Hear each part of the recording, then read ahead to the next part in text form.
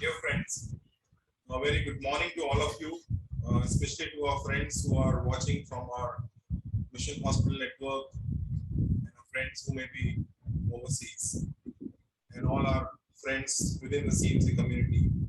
I bring greetings to all of you on behalf of the Missions Department at CMC Vellore. It is indeed a blessing for us today to have this quality circle and listen to a speaker, Dr. Sam David, who has been with us journeying since past 8 years. Dr. Sam had joined when CMC was envisioning to expand the outreach activities, and his experience was very invaluable to all of us. Without taking much time, I'd like to start this session with a word of prayer of Aunt Ida. Shall we pray?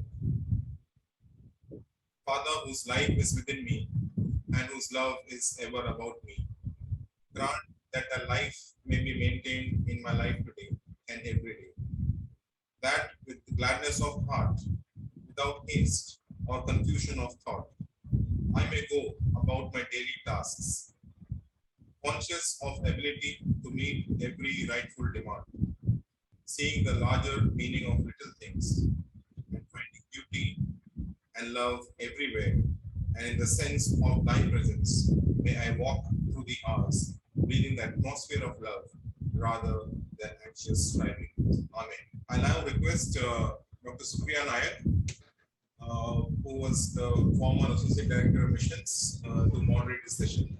Over to you, Dr. Supriya. Thank you so, Dr. Thomas. Good morning, everyone. A warm welcome to Quality Circle of this morning.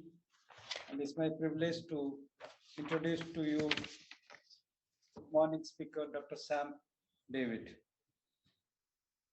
Well, I think most of us know him as Uncle Sam or Sam Uncle. And many of you probably must have crossed his path in some part of India.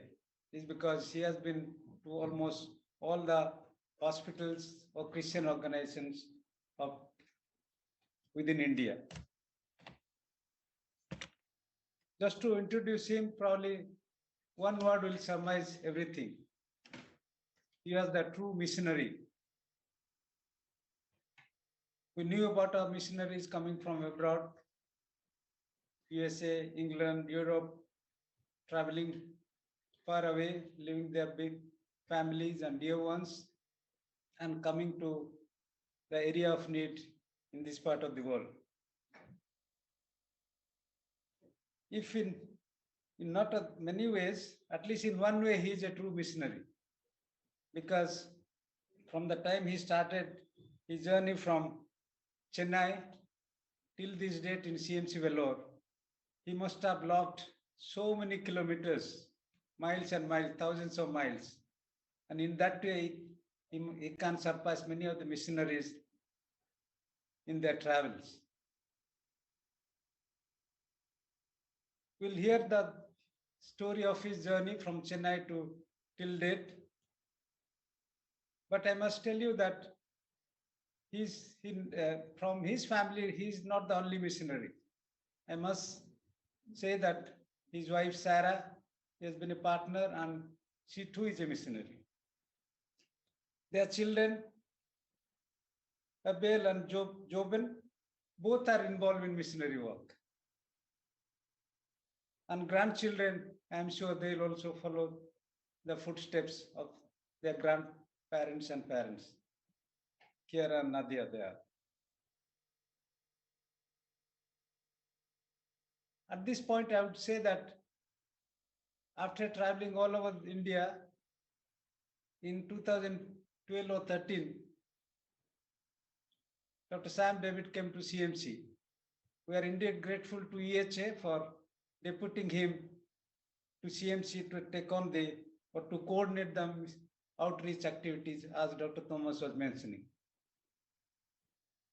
We are grateful to Dr. Sam also for agreeing this proposal and coming to CMC. And in his own words, he was in wilderness, even though he was among the crowd of CMC, but he felt like he was in wilderness as far as missionary work was concerned.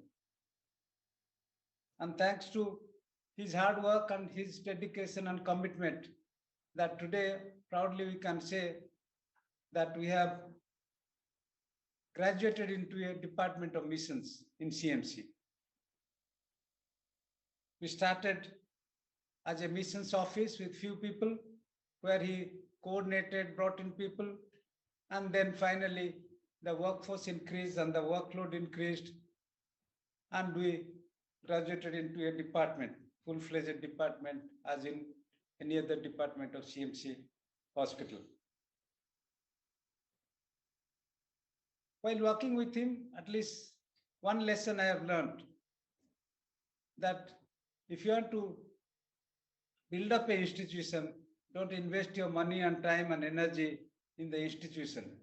Rather, you should concentrate on building or investing in building people. And building institutions, the God will provide and the God will create that. Indeed, I have watched him day in and day out in building people. So much of questions. At a drop of a hat, if somebody calls him, he would be there to spend not minutes but hours listening to their part of the story and then giving advice. And mostly it will be based on biblical teachings. As you listen to him this morning, I'm sure we'll pick up many stories, many of them are inspiring, and that will also touch us and guide us in the life ahead for us. So with these few words, I'll invite Dr. Sam David to share his life's journey's experience so far. Over to Dr. Sam. Thank you, Ram. I take the privilege to call you by your title because I like the name Ram. Ram in Mizo is actually a land, and I think here is one who probably looks at the land of India for missions. Thank you for the introduction and also for the prayer of Aunt Aida. The simple things, small things are important in the larger context of what we are talking about. We do have constantly remind ourselves, especially we just finished our Founders Day, and it's been good to think about it, as well as yesterday's oration was important for us to take us back to our heritage and our stand and our integrity. Thank you for that. And I also want to thank Dr. Sukriya, with whom I'd worked very closely. Dr. Sukriya, thank you for understanding Sam is not the one to put projects. Sam is not one to write major papers. I think it's been good to hear you saying that I stand with people. Thank you, Dr. Sukriya, and I appreciate your observation. And we are fully thankful to me and my wife, Sarah, maybe along with the children. I'm not sure they're watching right now, but we all joined together in thanking CMC for allowing us to be here. Never a dream in my life, but never unexpected. Various times when they invited, I probably prayed about it and refused to be here in various places because missions kind of attracted us, and we were here, and I've been relieved to speak, and I hope to be in touch with missions of CMC to see what God will do through us in a major way for the few days to come. I just go on to the topic which has been given, and there's Dr. Ram who suggested journey in mission. I really appreciate him for that. And I found it not to confuse myself. Various talk we could have come, but I thought a journey of our life, not mine alone, along the family and the church at large, can be addressed today to the people who are around. Thank you for participating. I know there's an online thing. There are many have joined from virtual various parts of the country, as well as maybe beyond and within the institution. We thank you for being here. And it's an encouragement for us to know that there are people interested in missions, and that's exactly the heart of God. I've taken this the subtitle in lifting, probably should have put a comma, but I just wanted to be continuous because it's a continuous process. In lifting, get under. This has been a slogan in our life. Me and Sarah have journeyed through with this. So we just thought we should be able to use that as part of our life slogan. It's not my original, although I take from scripture, take root and bear fruit. So if you take root, you can bear fruit. If you want to lift others, we need to get under. The best model we have is our own Lord and Savior, Jesus Christ, who came down in order that you and I could have a new life. But also I want to say that this is the title of a book by a missionary called Carol Weber. Carol Weber was in India between 1946-47 till about 1994. She came as a nurse to be with Aunt Ida, to be with Granny Brand, to be with various people. She's never stuck in one place. She just lifted people up. And someone who didn't gather much moss. She worked in various parts of South India, then went on to be in North India. She did various things, and she writes a book called In Lifting Get Tender, just stories of our journey. And probably we could just some small ways identify with this a lovely missionary called Carol Weber. And we had a privilege, me and my wife had a privilege of meeting her personally. And we also had a privilege of having some of our original English china with us. So it's just the memory of having Weber's chinas with us. May not be usable, but with all the small lines of crack, hand-painted china, the cutlery, the plates, and we just proudly possess that, although just cannot use it. But yet, I think missionaries make a lot of difference in our life. That's what I want to say about. As I go into a little of what I want to say, it says journey in missions. The mission of Coca-Cola, I'm sure many of you will know, is that every person living on the earth at least should have tasted Coke once in their lifetime. If the mission for a company like that, and they're probably achieving probably not once, it's reached up to small villages. Probably the healthcare has not reached villages, the Coke has reached. Original or duplicate, whatever it is. It's interesting that the mission given to followers of Jesus is to always reflect him. I want to use the word reflect him. Missions can be understood in various ways. And if we can reflect him, that's what is going to help us to take on whatever we need to do. As we come back to the master every step, as we look at our own founder, as well as the rest of them who came here as missionaries, as well as also all of us, many of us who serve here would like to consider as a mission journey, and many of us in our mission hospitals. But I just want to say that it's just reflecting in all situations with conviction. I want to, in all situations, many situations are conducive for us to live. Many of us can get dejected. Many of us can get depressed. But at the same time, that's what the master's path was. He's left us a pathway for us. He says, fox of holes, the birds of nests, but the Son of God does not have a place to rest his head. And that's a model we have, and we would like to go on with it. Once a friend asked my wife, Sarah, could you show some of the pictures of your journey in mission? And my wife had to gently remind her that we don't have photographs. She said like this, it doesn't matter because God has taken all the pictures. That is good enough. Even as I talk here, let me just say that it is not our journey with Jesus. That's why I didn't want to put my journey in missions. It's journey in missions of many people. I may quote a few of them as I go on. So it is good enough that God has taken the pictures, waiting for a day to go there and feeling that welcome, as well as the tugs which I'll be here getting along as the journey has been taken in our lives. He got under so he could be lifted us. There's no other way of comparing that. Philippians 2 very clearly says, he came down, he did not hold it back in order that we will not have our way out.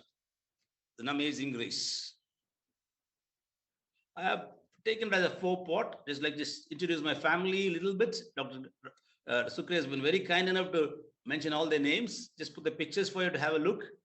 Then before CMC, a little bit of our journey before coming into CMC, and I'm not going to say all that God has done through CMC. So much God has done, but just few highlights for us to look at. And if you need to know more about it, I'm sure our department reports will give you more. That's not here for me to do the report of me, which is a collective work. I like the way yesterday, Asim Premji said, it's not him, it's staff and team. So it's when we work in an institution like this, everyone has contributed to the larger purpose of his kingdom. Thank God for them. After CMC, just one picture just for us to share. Sarah and me have been married for the last 36 years, and it's been wonderful walking with her and seeing how God has led her. Both of us have a similar story. Very early in life, we had made a commitment and also made a commitment to missions even before the age of 9. So we heard the call and we had to say a big yes. The big picture is not that we'll become a king, but rather it's giving a cup of water to someone who's thirsty. That's an important lesson I learned through the journey, that it's not the desire is to become a king, top in the ladder, it's all a rat race. But if we could give a cup of water who's thirsty, that's where the missional healthcare is very important. I want to leave this thought to each of us who are in a missional healthcare, because missional healthcare has got a much bigger context in this country when there's 463 million people. That's a very old statistics. As of now, the government is giving status of below poverty rate much lower. I'm unable to believe it. So I just want to use this older status of 29% of India out of 1.3 billion is below poverty line. And their primary need is food. They're not worried about health. They're not worried about education. But if they have to get food, they have to be healthy. So I think for me, it's a conviction that we need to reach out to those. And that's an important component of a missional healthcare. If some of you don't agree with me, missional healthcare, the word, please stop and think about it. Mission is only one. One component of mission is healthcare. And we who are involved in healthcare have to really constantly remind ourselves that we are there for the larger purpose of seeing those who will see Jesus in our life. I will conclude this presentation. Let me go through the slides. Abdil and Neetha David, and they have been involved with MF International. Abdil's trained as a pilot with a great desire to make money in the world, saying that, Papa, you a doctor, what have you made in your life? You don't have a house, you don't have a car, you don't have anything. I need to at least make something in life. And God enabled to become a pilot. And most thrilling thing, 2015 or 14, when he came and told us, I'm not pursuing into a commercial flying. He's already had an Indian license, he had a US license, but he said, I'm looking at something else. And God, in his own surprise, giving us the best gift we had was Abdil coming and telling us that he's moving to be with the MAF. It's an old mission, more than 76 years old, working only in place where there's no road. And I'm so privileged to tell you, along with my wife, Abdi, Neetha, as Dr. Supriya talked about, even our granddaughter's names. There's a little older picture, but it's one of their own way of introducing Indian culture in their own context. So I just thought I'd pick it up and put it across for you. Some of you may be knowing him too. We have a younger son, Jobin David. He's now right now serving through Jacob's Well. It's an organization working for homeless, working for drug addicts, working for HIV people with non-judgmental understanding. It's a faith-based organization. Jobin has been made into executive director right now. And I look back and say that all through his life, he was strongly a man who had a conviction of justice for the poor and marginalized. So we want to thank God for it.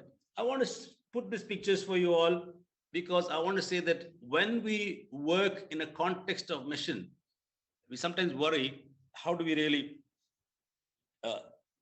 manage our needs? Will our children get best education? I want to tell you that God promised us while you're struggling with this thought, and 2 boys growing in 11 schools in various different languages. At home, we had to compel to speak in English. We were compelled to speak in English. And then these boys had to struggle with various situations. But yet, in his own mercy, he has given them very good education. Jobin's got his double masters. And yet, he wants to live with the people where he need to find his own funds for living every day. So I think it's something which I want to tell you that Isaiah 54:13 stands out for me. That children will be taught of the Lord. Great will be your children's peace. Great will be their peace. I want to leave this as for some of us struggling in our interior place in missions, as well as those struggling not to go into missions, because what will happen to our future? I stand here at the age of 64. Along with the wife, I want to acknowledge the God to whom we promised has been faithful. God has given us two children. Both have been well educated and been recognized in international missions as people who can serve for mission God. So I want to leave this thought to you. Let's not worry about the monetary benefits we get. So I just want to leave this thought with you as I present both as a family, the Davids to you. David Livingstone. If a commission by an earthly king is considered an honor, how can a commission by a heavenly king be considered a sacrifice? I just want to pause for a moment. Many of us must have heard, known, read, as well as thought about David Livingstone's sacrifice to the Africans. We all know how he struggled. He was attacked by a lion. He had probably went through various difficulties. He finally was on his work around. He was not just a doctor, not just a missionary or evangelist. He was a sailor. He was an explorer. He was all in one. He was someone who took the challenge and went on. Story is too much. I don't have time to share here. But final stage goes like this.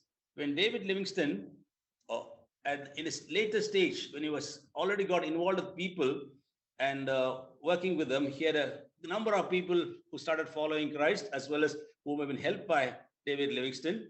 And he became popular, and the Queen recognized because the Victoria Falls was identified by him. So, and in the later stage, when he was carried by his friends to his hut, he said, "Put me on my knees." And as he was kept on the knees, people waited for him so they can help him onto his bed. But he didn't get up, so they went back. Next day they came, they found him on his knees. Third day they came, they found him on the knees.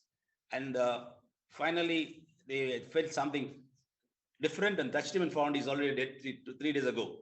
Then it became a big sad situation in the situation where he was in. And then they wanted to bury him along with him, knowing that he's with us. But the Queen was so strong, it took 11 months for the body to reach UK in England. His body is buried in Westminster Abbey. But one thing stands out. They call him Buana, the father. The father loves us, so they cut open his chest, took his heart, buried back in Zambia, and only the body without the heart reached England. So that story at the age of 8 plus 8 to 9 was very, very strong. I realized these are the sayings which people have made who made a commitment. I said, "Yes, Lord, even my name is David. If you make me a doctor, I'll go wherever you send me." I just want to make a statement. I think in the context of this, my wife Sarah stands with much stronger faith, stronger convictions. So together, we have made this journey together. From failure. What do you mean by failure? I think I made a commitment, as I said some time back, to be in area of need and to be a medical doctor, but I detoured from that. I took up it during our days. We had to do 11 years schooling. And then so I took up 9, 10, 11 engineering maths as a special subject. They call it elective subject. But when I finished my schooling, I was not comfortable. So took up in PUC, I applied for arts. But whereas I got into science subject, I got into biology and things like that. So those days when if you do arts, you can never come back to science. So people advised me, take up science. You can move to arts if you want to. So I took up science in PUC. That's a 1-year pre-university course in a college, and finished that and just didn't want anything to do with science. Moved on to do my 3 years of BA in English in MCC. That was a journey with the leprosy patients, because 3 years of a non-medical institution, I was looking after leprosy patient in a clinic started by Dr. Fritchie. Ernest Fritchie, while he was a student in Stanley, he supported CMC, MCC, and the clinic started for the patients from a particular area. So that was continuing on. So 3 years, I journeyed around with them. I started understanding what God's interest in my life. When I finished my BA, I didn't clear the vernacular. I could not clear the language. I didn't clear Tamil. So I was very, very angry with God. I said, God, I've done all this. I did this. This is many things. Most of us say that before God. What have you done to me? That was his way of saying that something else came for me. Not that I found any peace. Before even I could write my arrear paper, I got into medical college. I don't have time to share that, but in medical college, I realized much later, when I was giving my first year exam, I realized that it was a commitment made to God as a child, a simple, innocent prayer. God honored it. So while in first year's exam, I started thinking, in BA, you write heavy papers and get marks. In anatomy, I can't say neuron is there in the kidney and nephron is there in the brain. I will not get a mark. Sorry. I think there's nothing much of different. There's a little bit of, one thing is different. Neuron and nephron sounds very closer for a man who did English in college. Not that I'm good in English now also. But then I struggled. I went to the Lord and talked to him, and I got deep peace. And I was reminded of my prayer, which I did between the 8 and 9 years of age. So I want to tell it, the one who failed BA, cleared MBBS with a good marks. And during our days, pass percentage is not like 95, 99. Out of 50, 36 went to final year, 6 of us passed. I can't imagine how I passed. And then the college invited me to join for the PG. But I was very convinced then itself that I will not take up a specialty which will narrow me down to one area, because God has called me to doing work with people who need broader sense of medicine. So I just want to leave that with you to think about it. Don't be afraid to fail. Be afraid not to try. One of the difficulty in a context of when you're grown in a situation where we have got a lot of stories to connect to, we are very afraid to take anything new. I want to tell people who've been listening to me this morning that it's okay to fail, but let's not give up trying. We need to try. There are people around in various parts who are struggling to get their health care.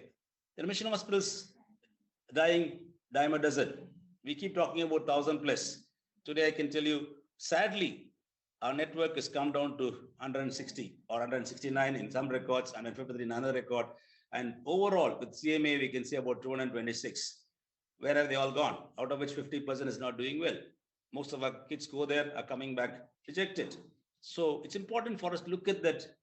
Let's not be afraid of trying. Let's not be afraid of trying pioneering.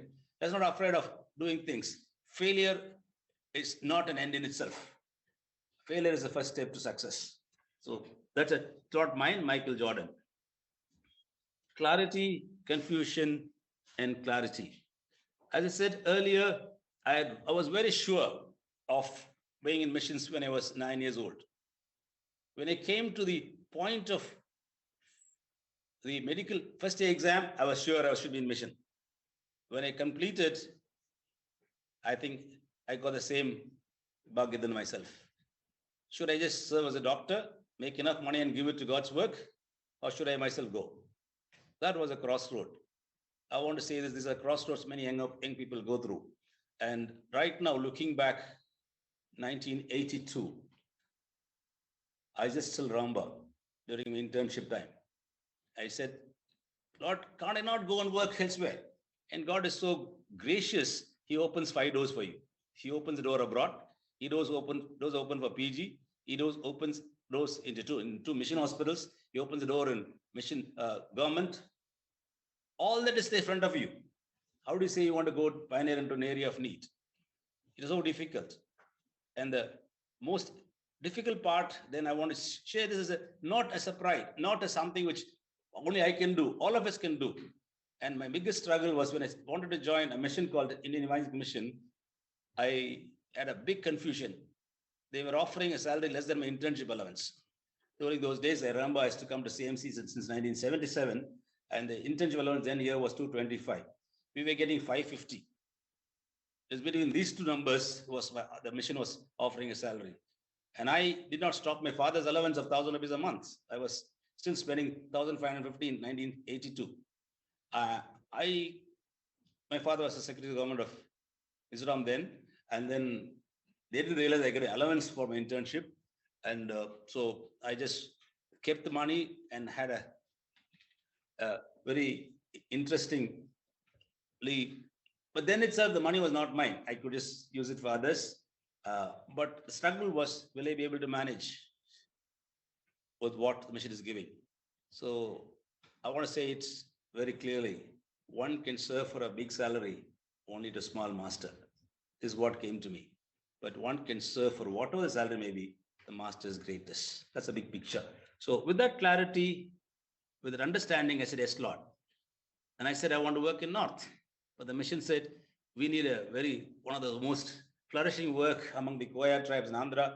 They opened a door and they said, could you go there? Because people are getting delivered on the bullock carts. People are no one to assist. There's a lot of maternal mortality happening around there. So lots of reports are coming to the missions. So they asked me, I said, I'll obey the leaders. We had to go. But before we could go, I want to say that I had to take a time off to be in Ottajidra. That's one of the most beautiful time I had. Not the medical college gave me a lot of theory, confusions. I find sometimes people change antibiotic, a lot of things, what they teach in theory and what is practice is not connected. So I am privileged to be in Ottajidram between 83 to approximately 85, but 1.5 years or so. And working with Dr. Kurlavarki, working with Dr. K.O. John, working with various others was such a privilege to have learned medicine in the right level. And I won't say I was a very best doctor as such, but people like these leaders have handled, supported, taught even how to handle death. That's something which is very important. Every round is such a beautiful learning, working with KV and understanding who is a sick person, what are the complications. Even now I remember each other's points, and that helped me a lot to go back to the mission field from starting from scratch. Then the clarity evolved and we worked for it. Missionary zeal does not grow out of intellectual beliefs, nor out of theological arguments, but out of love. Can I leave this to all of us? We don't want to have arguments on missions. You don't have to have a lot of theological understanding, but we all have been given love. Can I just very humbly present it to you? The love of Christ compels us. 2 Corinthians chapter 5, verse 14. This has been our theme verse in our life as we committed to missions, me and my wife together. So I just want to leave this thought with you. The love of Christ compels us, and we can only live for him who died and rose again. Known, unknown lessons. This is my part. I'm just coming to, before that, known was the field, working in raw area, going on till about 1998 from 83. And we were quite tired. We were working in Andhra and came to CMC for my fellowship in family medicine, conducted by CMC, as well as the CMA. There was a course which is started then. Dr. Tarian pushed me into that. He said, Sam, you need to have something to work along. I don't regret today, looking back at the 3 years of in-house with postings in peripheral hospitals. It's been such a beautiful lesson. It's not just one pattern, and also to work with people with a continuum of care as a family physician. So that was a very important lesson learned, and I appreciate people like Tarian who just lifted people up and kept behind and going. My worry was, if I leave the field and come, what will happen to 1.81 lakh population? I was the only doctor. So I struggled, and God brought another younger doctor to be with me so that he could take over the responsibility. God made it possible for me to leave the field and come on. I will not recommend this to any of the younger ones now to be going only one. It's been one of the biggest struggles. I'm not here to talk about my struggle. I want to share the joys of obeying God's word, God's things. So then moved when I came to 1998, we asked the mission to give us a break, and then gave us a break. And then we thought we'll just go and learn a little more medicine, work in a place where we can improve our medical knowledge. But EMFI was desperately looking for a leader, and with great struggle, I committed to work with EMFI for 3 years. The board did not relieve us. It went on to 3 terms. By around 3rd term, we said we can't continue anymore. Again, God provided people to take over. The policy is to have medical doctors, aim of general secretary. God brought in at least 2 to 3 doctors to be in it, and they could hand over and move on. I just want to make it very clear here.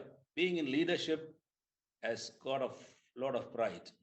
I thought I was getting proud, either in the mission field also. Over a period of time, people started looking up to me as though I am the healer, not the God.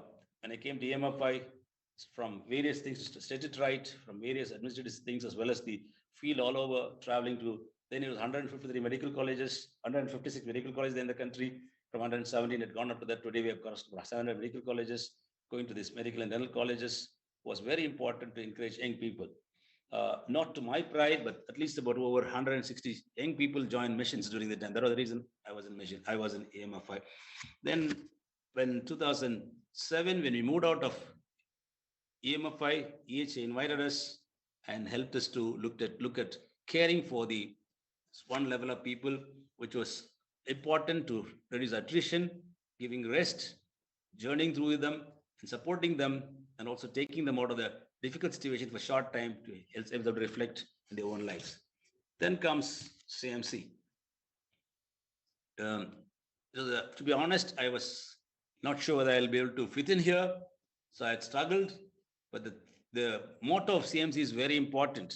But I'm putting this emblem again here. I remember being involved with Dr. Vinod Shah in the Department of Distance Education right from the beginning, from 2004, when the department started.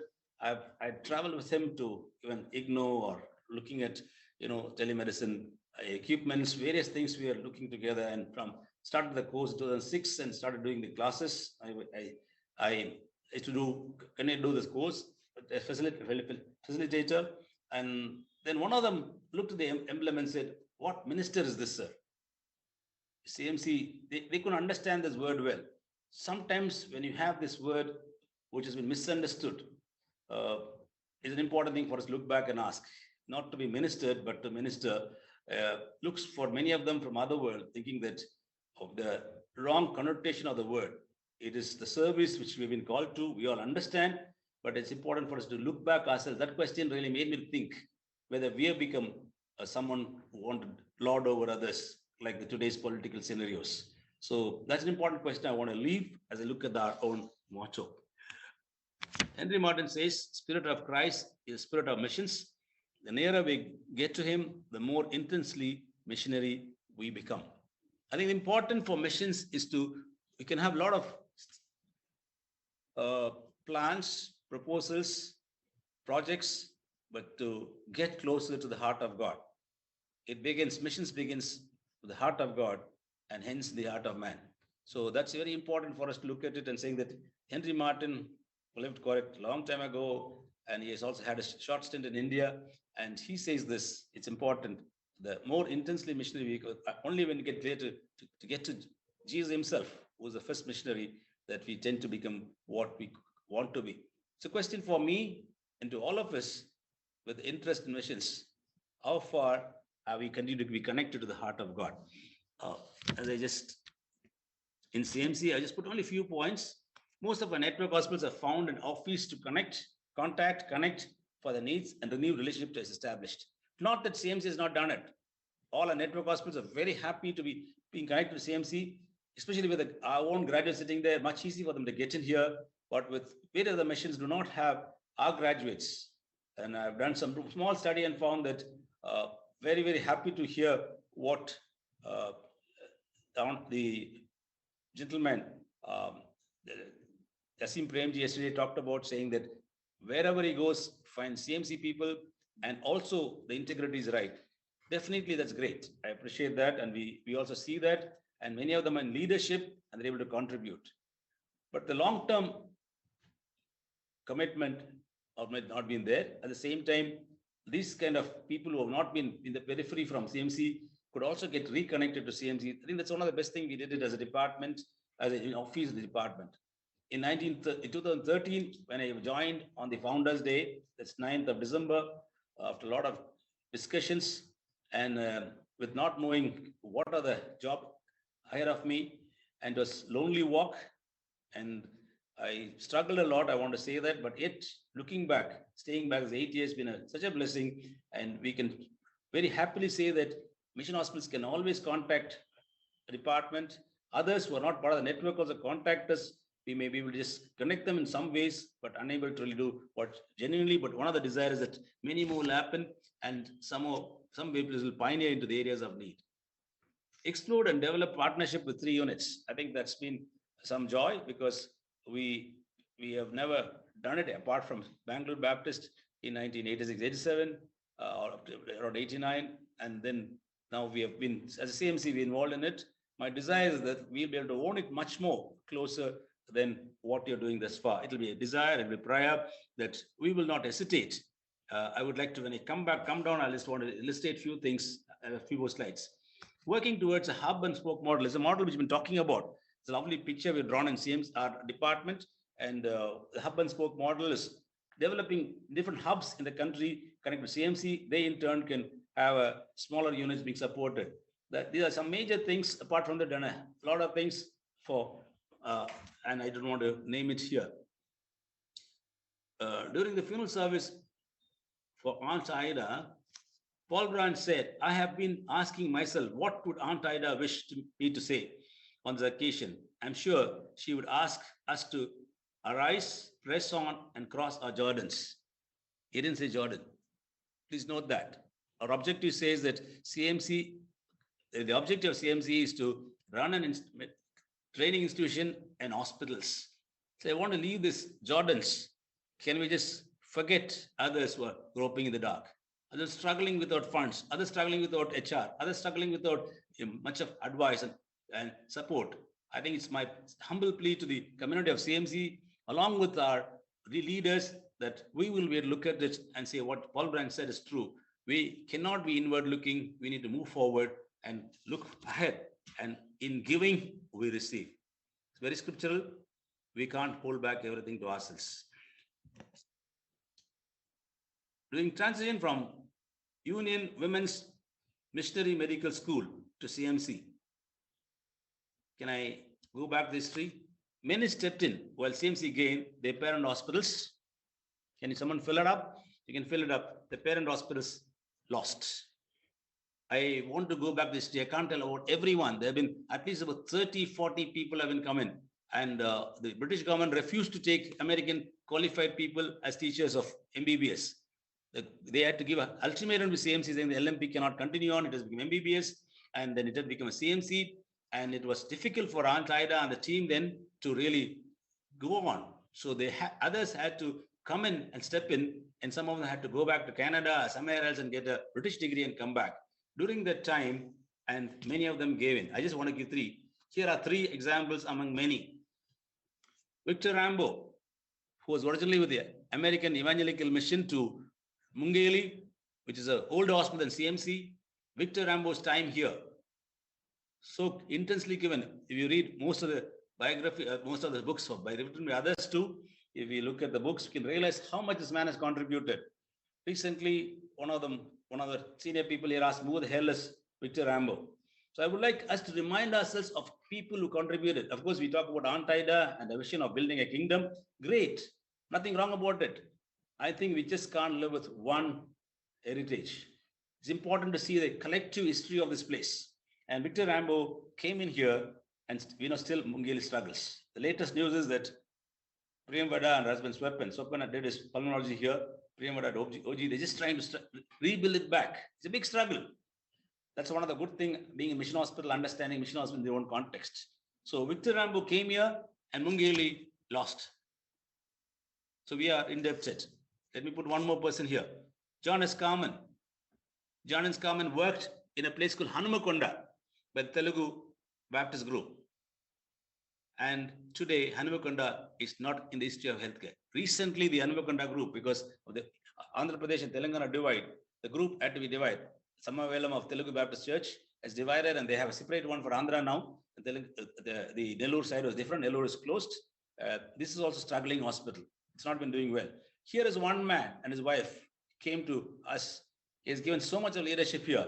But looking back the story there, Hanamakonda doesn't have a mission hospital, which is important. It's a tribe city there, Warangal, Hanamakonda, and the one more part comes there. And it's important to look back. And because they came to say, I will just say it. Sorry if others get offended, because they gave up, and Hanamakonda no more exists as a hospital. The present small group of leaders are struggling to revive it back. There's a request to CMC to look into that. Dr. Howard Samuel, we all talk about him. There are a lot of stories about him. I can collect. He was a man of insight. He was a man of decision maker. He was a great guy, a tough guy too. That's what I understand, because I've talked to LBM has worked with him, and few others worked with him, and talk about he was but all this had a very clear understanding of what it is to be a missionary doctor. They all had a heart for God. They all had a heart for telling others about Jesus. They made a testimony about him in all these places. And then Howard came off from NAIO. He was London missionary to India. And because of the need in CMC, LMS spared him. And then he came over here. And today what happened? The LMS hospitals, of course, one of them we have now tried to revive. The E-Road one is an LMS hospital. His nephew, another Samuel, was there. And my most interesting part in this contact is because Aunt Ida worked along with them, she had gone to all these places.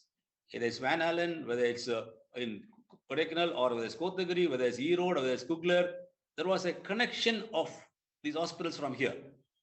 But I want to plead to the people here, my friends, my leaders, my colleagues, that we will have a heart for people outside. Just want to leave. There are much more examples. I can't talk here. This is what it is. Our foundation is this. Aunt Haida and others. We can talk about we can talk about Galt, we can talk about various people. I was looking through, I have at least about 30 names in my writing, but I don't want to have time to do it. And I want to use the word symbiosis. Mission Hospital and CMC has a unique symbiotic relationship. Mutually dependent. When CMC and the others stepped in, that's what I talked about. It's a very mutually important. Mission Hospital is needed for us to survive. They need CMC to survive. So just continue to pray that the whole system will continue on and we will be more part of it. Can you strengthen this intentionally? So intentionally strengthen this. It's not just in ad hoc basis. If you do not add this as external campuses, we will tend to forget. Let us add them as an external campus. Let's add one more campus. It's not enough to Jittur, Rusa, a Chad, or an MHC or Rehab. These are all within us, or Kanihabaram, Kagita Patrai. It's fine. It's all at stone throw away or a crow flying distance. But what about all these campuses, which is very dependent on CMC in various ways? Let me again reiterate. We are dependent on them to survive as Christian Medical College, to keep our status here. And let's not forget, people from there came here so that we have been blessed. We can never forget the history. We have proven system to help make decisions within. Can I suggest that at least once in 3 or 6 months, admit can have a single agenda of missions. Missions cannot be one more small sub-agenda elsewhere. Can't just finish in 2 minutes of talk. I think we need a continuous dialogue on missions. I want to plead to the leaders here as well as to the mission body, as well as the council people. Can the leaders, it's important for us to take it as an agenda. At least once in 3 months, let's have that meetings for missions. Look at it, how we can do it. Not to be worried about precedents, not to be worried about what can you do them. Even what you don't know, by talking, we will continue to have a desire for people and those who are perishing. I want to tell it very simply here. Today's system of healthcare is so corporatized, the poor can never reach to any hospital. Can you think about it? Can you have a dialogue on this? Let us continue to strive to keep the Christian character of CMC. It's very easy to move on and say that we could be secular, we want to be inclusive. Yes, fine, let's be inclusive, not a problem at all. But in our core values, let's never dilute on that. That's the only thing that can keep us going.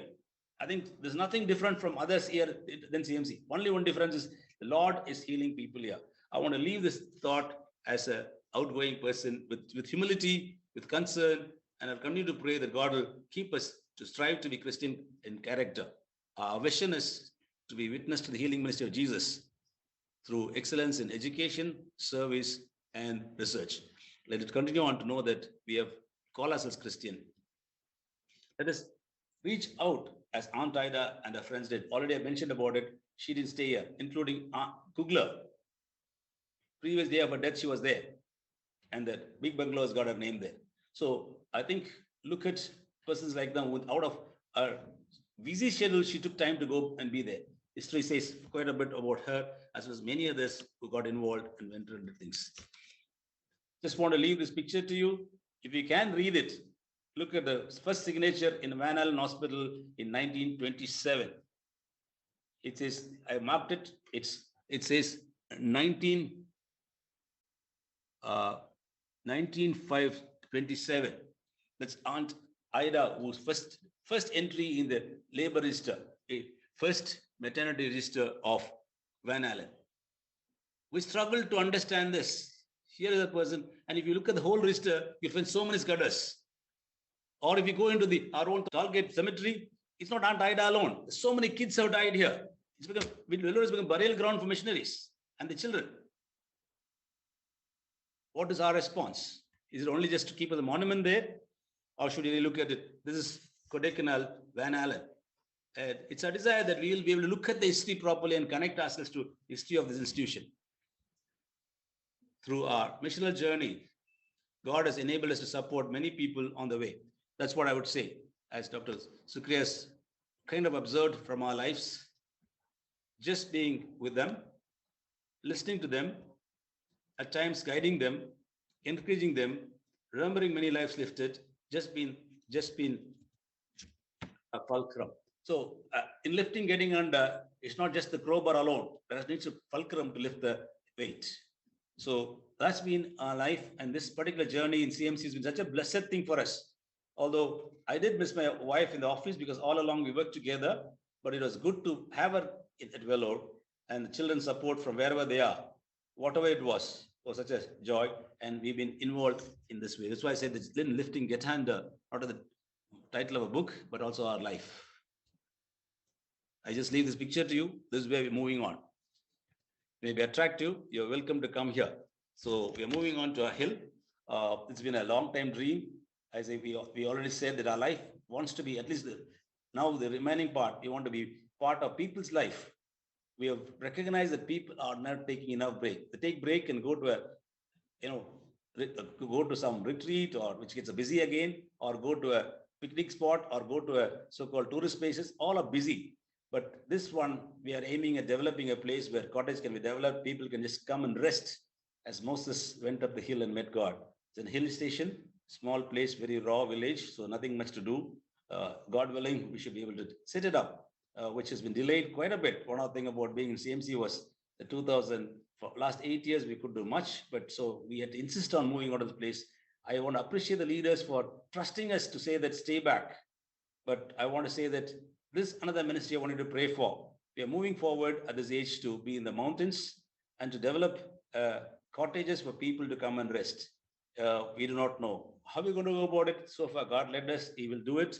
And I wanted to pray for us. This is what I said. After CMC, this is our journey. We already started working towards it, and we hope to be there by end of the month or early part of next month to be permanently settled. So that we don't have house yet. I wanted to pray. We may even put a tent and live there, but God will help us to take it forward. As any pioneer could do something, that will be another pioneering work in our journey. I thank my wife, Sarah, for being fully supportive into this, and our children standing behind us and not making a mark. But of course, my own siblings are quite doubtful at my age, what am I doing? But I know God will, in His mercy, will help us. Thank you.